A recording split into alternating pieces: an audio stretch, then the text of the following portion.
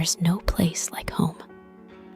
After learning about the beauty and splendor of the homeworld, I began thinking more about the Lyran warriors and what daily life must have been like. I thought it would be so wonderful to see.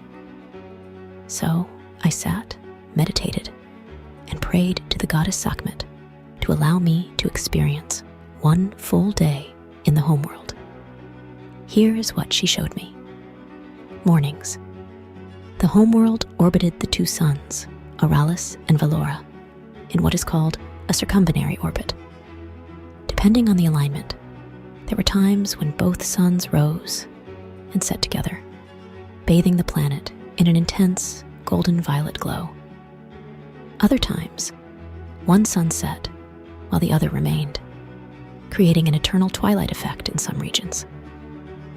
Auralis, the larger and more radiant of the dual suns, glowed with a golden white brilliance.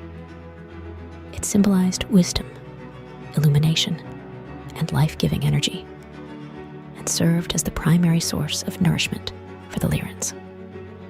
Valora, the slightly smaller, more mystical sun, radiated a soft, ethereal light with subtle hints of violet and gold. It represented intuition, harmony, and spiritual connection, complementing Auralis by balancing energy flows on the homeworld. Together, Auralis and Valora created the perfect cosmic harmony, fueling both the physical and spiritual evolution of the Lyrans.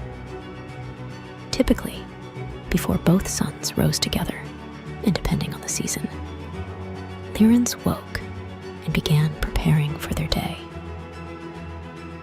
There is no money on the homeworld, or in the majority of advanced cultures throughout the universe, so money was not their prime motivation. Their excitement laid in the opportunity to pursue their passions: learning, training, exploration, developing their spirituality, helping others, and caring for the homeworld. Queen Sakhmet always guided their way. The majority of Lyrans attended academies for edification and also trained to become warriors. Others worked with nature and harvested and prepared the abundance on the planet. They used their love for the arts, science, and mathematics to mentor other Lyrans, build homes and cities, develop highly advanced technology and starships for defense and exploration.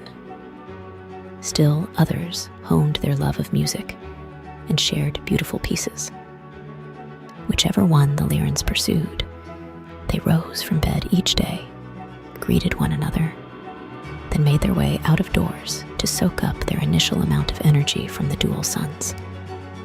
They sat in meditation and prayer to connect to each other, the universe, and their queen.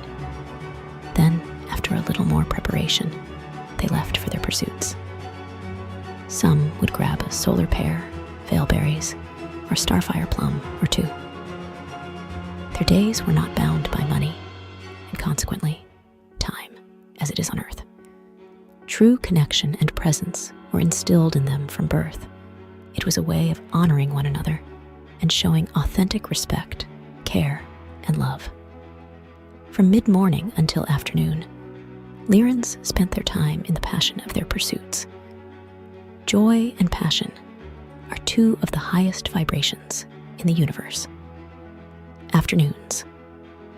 At the brightest point of sunlight in their area, Lyrans all over the homeworld paused and convened.